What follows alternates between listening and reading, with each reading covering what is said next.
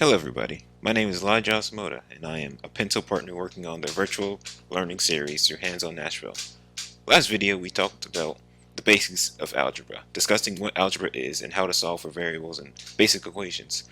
Today we'll be learning how to solve for variables and equations that contain multiple variables. Before we begin, allow me to remind you to stay quarantined, keep yourself hydrated, and get tested if you show symptoms. Now, let's talk math. We've seen how to solve for single variables in basic equations, but what if the equation contains several variables? In this case, our old method of simply isolating a variable won't work. This is because isolating one of the variables will leave the other variable on the other side of the equation, unsolved and still unknown. As we can see in this example, if we have the equation a plus b equals 4, if we try to isolate either a or b, we'll have the other variable on the other side. There's no point of having a variable if you can't exactly say what the variable is. If we're going to solve for these variables, we're going to have to find another way. Before we get into solving these variables, let's lay down some rules that have to be true in order for these variables to be solved. Firstly, there must be multiple equations if there are going to be multiple variables. If we go back to this example, we'll see that since there's only one equation, there is no real way to solve for these variables. This is because there are multiple combinations of a and b that will give us 4 when added together. For example, a could be 4 and b could be 0, or a could be 1 and b could be 3, or a could be 2 and b could be 2. And since variables can be negative numbers, a could be 5 and b could be negative 1. Variables by definition can only have one value, but there are an infinite amount of ways to add together 4 in this equation. So that makes this equation unsolvable and these variables unsolvable. With this in mind, how does having multiple equations solve this issue? Having multiple equations mean that the variable add up to multiple distinct values. These values can only be put together with specific numbers, meaning that there is only one combination of numbers which will match the variables. There being 2 equations does not automatically make the variable solvable, however. Another rule that a set of equations must follow is that if there are more than 2 variables in the equation, the variables have to be present in both equations. When there are more than 2 equations, the solvability of the variables varies depending on the number of variables and equations present. You don't have to worry too much about dealing with more than 2 equations or variables in problems, however, in middle level math. Lastly, complex methods are only needed if if one of the variables is unable to be isolated. Let's look at some examples of solvable and unsolvable equations. So firstly, in the unsolvable, we have a very similar example, a plus b equals 12. It is unsolvable because there's only one equation, but 2 variables. We also have another unsolvable, negative 6q plus 3p equals 2, and 12p minus 4d equals 10. It's unsolvable because the variables q and d only appear once, and there are 3 variables q, p, and d. And this equation is also unsolvable because the n only appears once, and there are 3 variables still. These equations, however, are solvable. G plus 3h equals negative 3, and 4h equals 5 is solvable because there are only 2 variables and 2 equations. And similarly, this one is true, and this one is also solvable because there are 3 variables and 3 equations that match each one of them. Now, let's look at the first method of solving multivariable equations. The first method for solving for multiple variables is called substitution. This method involves isolating one variable so that you can replace it in another equation to solve for another variable. It sounds confusing, but let's look at this example. So we have the equations x equals 4 plus y and 2x plus 2y equals 10. So what we can do is take this x and put it in this equation as the value 4 plus y. As we can see here, we can take this x and substitute it in here. So this equation will become 2 times 4 plus y plus 2 equals 10, because the value x, as you can see, is equal to 4 plus y. So you can substitute x for 4 plus y in the equation, and hence this will give us the equation x plus 2y equals 10. And since there's only one variable in the equation, we can easily solve for it. Let's look at some more examples. Say we have a plus 3b equals negative 10, and 4b plus 22 equals 8. Now, in this instance, we can only substitute for b because a is only present in one of the equations. So let's take the second equation, 4b plus 22 equals 8. So we can solve for this simply by subtracting 22 on both sides, giving us 4b equals negative 4, and then dividing by 4, which will give us b is equal to negative 4.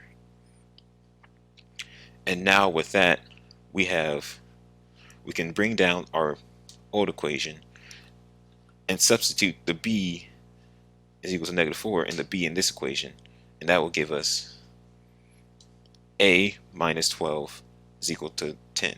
That's because this 3b is being multiplied by the negative 4, giving us negative 12. And then we can easily solve from here by adding 12 on both sides, giving us a equals 2. And this will give us the solutions a equals 2 and b equals negative 4. Let's look at a more complex example. Here we have 4c minus 6d equals 2 and negative 2c minus d equals 13. In this particular equation, we can choose either variable to substitute since they're both present in both equations. Let's choose the second equation and substitute c, since it'll be easier since it has a coefficient of 1. Negative 1 rather. So we have negative 2c minus d is equal to negative 13. So to get this d by itself, we'll want to add by 2c on both sides so we can get the 2c on the right, giving us negative d equals negative 13 plus 2c. And then we'd want to multiply by negative 1. Multiply or divide, it doesn't matter. In this case, since it's just negative 1, it gives the same answer, which is d is equal to 13 minus 2c. And now that we have that, we can take either one of these equations. It doesn't matter. Well, no, I retract that. You have to take the equation you didn't substitute, because if you put the d back inside of this equation, you'll end up with 0. So you take the equation that you did not substitute for, and now you want to put the d back inside. So we know that d is equal to 13 minus 2c. We'd have 4c minus 6 times 13 minus 2c is equal to 2. And that will simplify to 4c minus 78 plus 12c equals to 2. We add 78 on both sides. That will give us 16c is equal to 80. We divide by 80, we'll get c equal to 5. And to solve for d, since d has a c inside of it, we would want to take this equation back and put the value of c we now know inside, so we could get that negative 2 times 5 minus d is equal to negative 13. Add 10 on both sides, since negative 2 times 5 is negative 10. And to get that away from the equation, we add 10 on both sides. We get negative d is equal to negative 3, and divide by negative 1 or multiply, and you get d is equal to 3. Alternatively, you could have also put this 5c into this equation, and that would have given us 13 minus 2 times 5, which is giving us 13 minus 10, which is 3. And that gives us that c is equal to 5 and d is equal to 3. The other method is called elimination. With this method, the equations are combined with subtraction or addition so that you can eliminate a variable from the equation and solve for the other variable. Before you can eliminate a variable, you must manipulate the equation so that the variables, when you subtract or add the variables, it will cause them to equal 0. It calls one of the variables to equal 0. This can be done by multiplying or dividing the equation to make the variables match coefficients. As a reminder, coefficients are the numbers in front of the variables, and if the variable has no number in front of it, the coefficient is 1. Also remember that when you multiply or divide an equation by a number, you have to apply that operation to all the numbers on both sides of the equations. Once the coefficients are matched, you subtract one equation from the other to solve for the variable that you don't eliminate. Let's look at this example. X minus y is equal to 4, and 2x plus 2y is equal to 10. So we want to match one of these variables so that we can cancel it out. Let's match the x on top. So to do that, we have to multiply the entire equation by 2. So 2 times x, 2 times negative y, and 2 times 4. And that will give us 2x minus 2y is equal to 8. And once we have that, we have to subtract one equation from the other. It doesn't matter which equation you'll subtract, as you'll end up with the same answer. So if we subtract the bottom equation from the top, we'll have 2x minus 2x, and then negative 2y minus 2y, and 8 minus 10. And that will give us negative 4y equals negative 2. And then we go on to solve for y, since it's by itself. So if we look at another equation, we'll have this equation 3e equals 12, and e minus 3f equals 7. We'll want to take the e on the top and make it match the e on the bottom, and it'll be easier to use e on the top because all we have to do is divide by 3, and we'll get e is equal to 4. And then we want to subtract these equations from each other, and a good way to make sure you subtract them correctly is to put each variable underneath the variable, the corresponding variable. So e minus e, and then negative 3f. There is no f in the other equation, so it's just going to remain negative 3f, and then 7 minus 4, and that will give us negative 3f is equal to 3. And we divide by negative 3 to solve for f, and we'll get that f is equal to negative 1. And so we have the solutions: e is equal to 4 and f is equal to negative 1.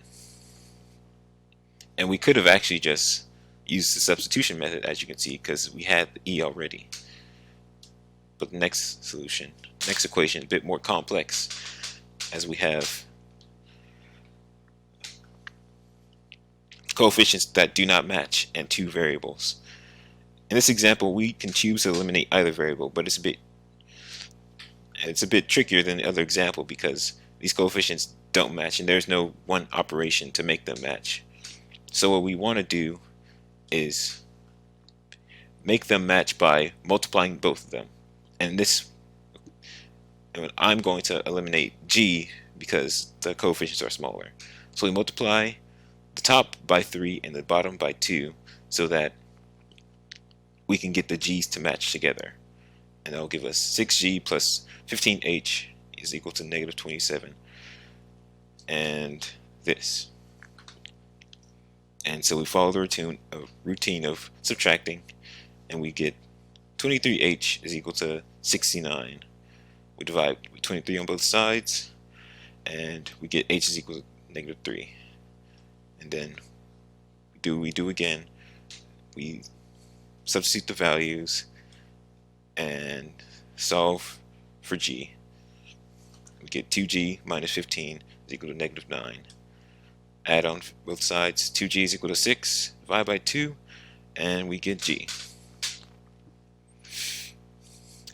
I hope you learned something new. Thank you for watching. Remember to stay safe. Goodbye.